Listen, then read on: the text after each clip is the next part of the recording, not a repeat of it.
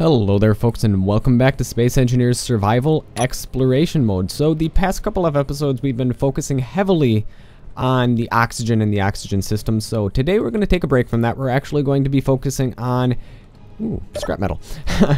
Ooh, shiny things. We're going to be focusing heavily on creating our mothership and making it an operational mothership, not just a little ship that's drifting out in space. We want to actually be able to make it move and whatnot. So we are going to be focusing heavily on that. Ooh, there's some damaged blocks here, just like normal. Whenever you load in a game, it seems that there's some sort of new damage block.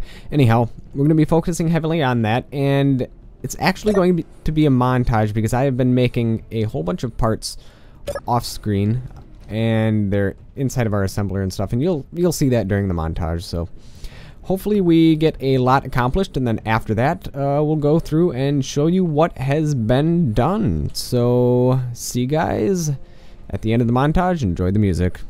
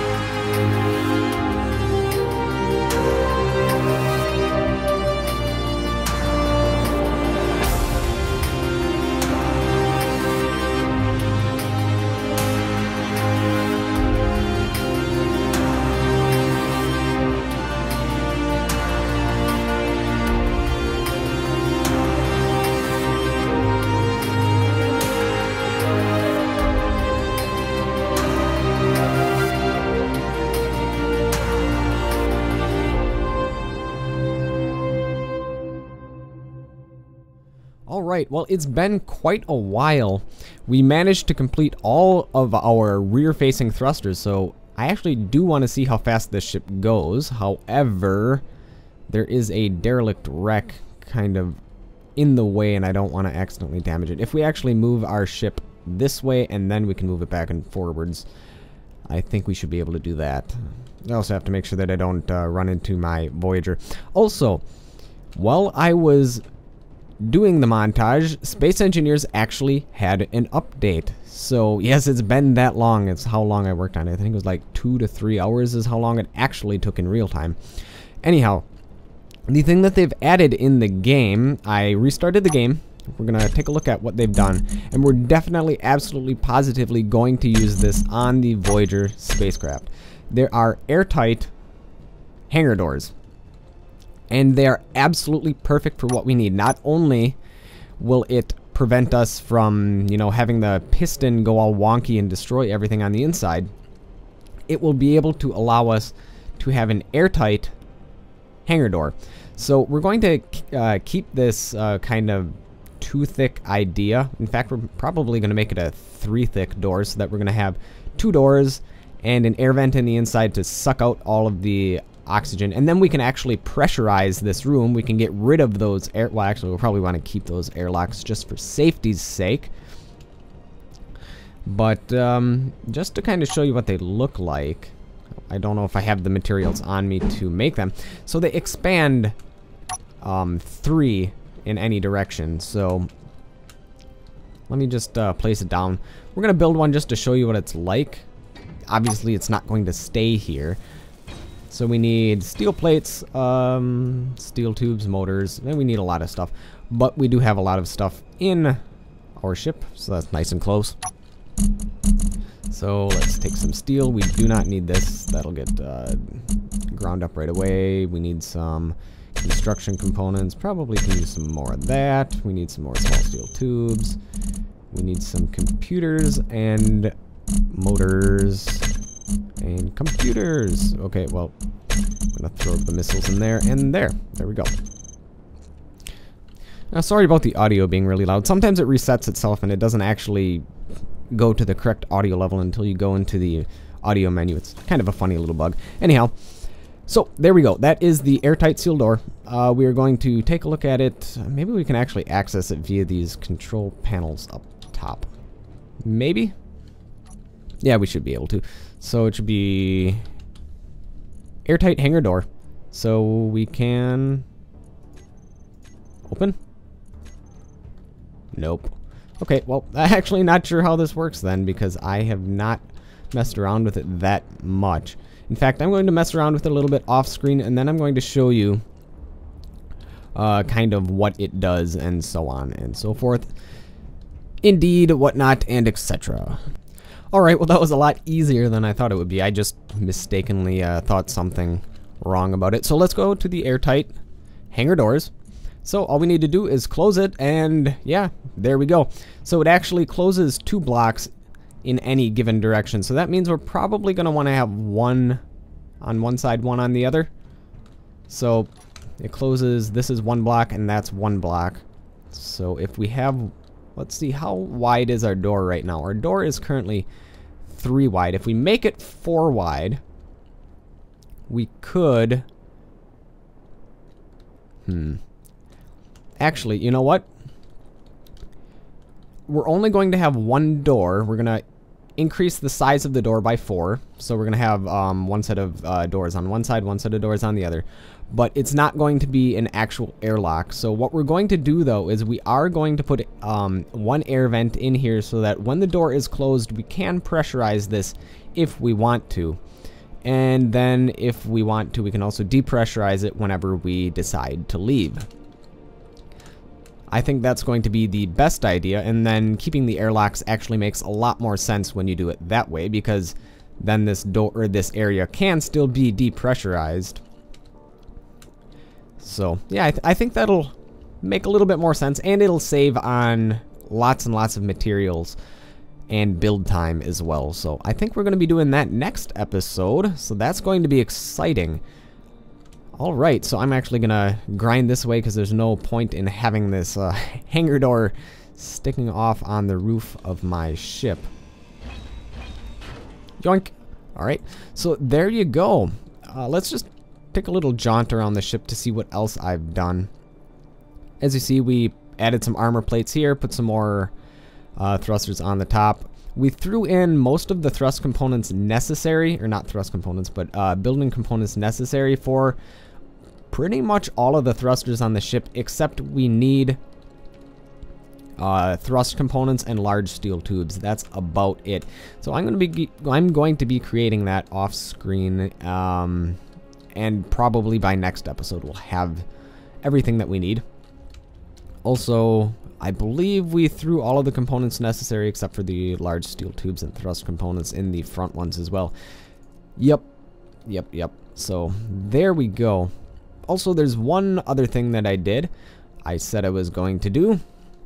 Where we have our reactors, I threw in some heavy armor steel blocks right here to protect from incoming fire and other things. I mean, obviously, we've taken damage on this ship already somehow, so it would be absolutely terrible if we took damage where our main reactors are. So I decided to fortify that up with some more steel plates. I didn't completely fortify it on the top. There are some steel plates on the top as well, but I might add more when we get the resources and time. So there's that. I'm actually really curious to see how this thing flies, so I'm going to do my best to not damage anything. I'm gonna make sure that this thruster is not going to damage my Voyager craft. Let me take a look at this. I think it's far enough away. Oh, such certainty. Well, hopefully it doesn't damage my Voyager craft. I don't think it will. I think we're far enough away that that particular thruster will not affect our ship. And as far as creating an airtight seal in this section of the ship, it's going to be incredibly hard because these cargo containers are in the way and they do not act as airtight walls. And same thing with the refineries, same thing with these holes in there. Yeah, it's going to be really hard creating the outer circle, or creating an airtight outer circle. The inner circle is going to be a lot easier to make airtight, and I think that's going to be our priority. I think that's technically not airtight either. We'll have to look at the top. Anyhow, we'll have to block off each of these corridors, fill in the holes, block off the corridors, fill in the holes, and this particular section of the ship is actually going to be very easy to make airtight because it's already airtight. So that is not going to be an issue as far as making atmosphere on our ship. Now let's go back to the cockpit so we can fly this thing around.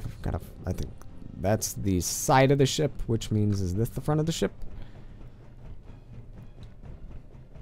Yes, this is the front of the ship. Alright. Now let's gently move away. Looks like we didn't damage our ship, so that's good. And I'm curious to see how fast this thing moves. I mean, even with one thruster, it kind of does move, not that poorly. Alright. Now, full speed ahead. You know what? It's actually not that slow. I thought it would be much more painfully slow than it actually is. I mean, it is slow. There's no getting around that. But it does move a lot faster than I thought it would. And it slows down all right, too. So we might add more thrusters to it when we have time, but kind of works right now. And moves side to side all right. We'll add more thrusters when we have the time. But yeah, not too bad. Not too bad at all. We also need a lot more gyroscopes, too. I think we only have 4, which is pretty pathetic considering I think the Voyager craft has like 18, and it's still pretty sluggish. Alright, well, that will be it for this episode. Thank you, folks, for watching, and I will see you folks next time.